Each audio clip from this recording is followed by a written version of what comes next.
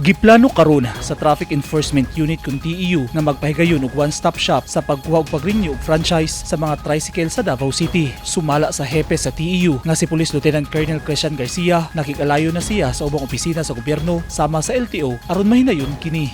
Doon na lang sila pupunta yung mga tricycle driver, lalo na yung walang mga franchise. Panay ang huli namin, huli ngayon, huli dito, huli.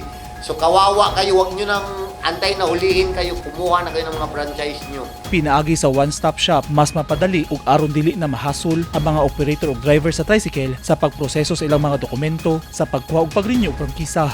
Mahasol pa kayo kay inyo sakyanan, ma-impound. So antayin nyo, pupunta kami, announce ko lang yan kung saan ang north, south at saka central para lahat ng mga tricycle driver doon na kayo mag-report, doon na kayo magbayad, mag-inspection, one-stop shop na tayo, doon na tayo sa isang area. Giuyunan kini sa mga tricycle driver. Sama nila Saldi Brase ug Wilkie de Balucos na miyembro sa GSIS TODA dinhi sa Kanto Shrine Hills sa Matina. Tama yun na ilang plano. No, nakauyon ka na. Karon kada TODA, makumpleto nag-franchise. Bapo na ilang plano. Ang problema lang kung ang bayranan. Kaya nakatan di nakamaglak mo magina makahasol. Kana ilang plano maayo na pabor na para sa mga para dili na may mag lakaw-lakaw pa sa laing agency sa labi na pagkuha o paglukat sa franchise. Pabor kay na sa mga, pero ang kuan man gud sa pagkakaroon tinuod jud ang kuti jud magkuha og franchise sa kay especially sa BIR, SSS. So gwapo na sila kung mag-combine na sila one-stop shop para isa lang ka adtuan na mo ma-kompleto na namo ang papilis dili mi malangay.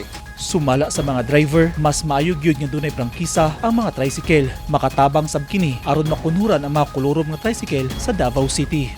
Ay guwapo gyud og nay prangkisa sir kay murag kanang insured ka ba nang dili ka na uyawan mamasayro nga naiharang simpa ko lang na mga problema.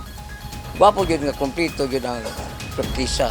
Importante jud kayo na kay naman sa hero jud kailangan jud og kompleto gid ang tricycle kay in kaso og emergency mga accident so na kay laban or na kay assurance pod nga makuha nimo ang imong katungod nga isip nga naa kay makagunit kang franchise. Matud sa mga tricycle driver, hapit sab 5,000 pesos ang ilang magasto inig mo proseso sa ilang mga papeles sa pagkuha o pag-renew sa ilang prangkisa. Sa una, 3 years ang validity sa franchise alang sa mga tricycle pero karon duha na lang katuig. Magpahibalura ang opisina sa TEU kung kano sa himuon ang one-stop shop kay ginhanay panila kini. Eugene Hinutan, Newsline Philippines. Stay safe.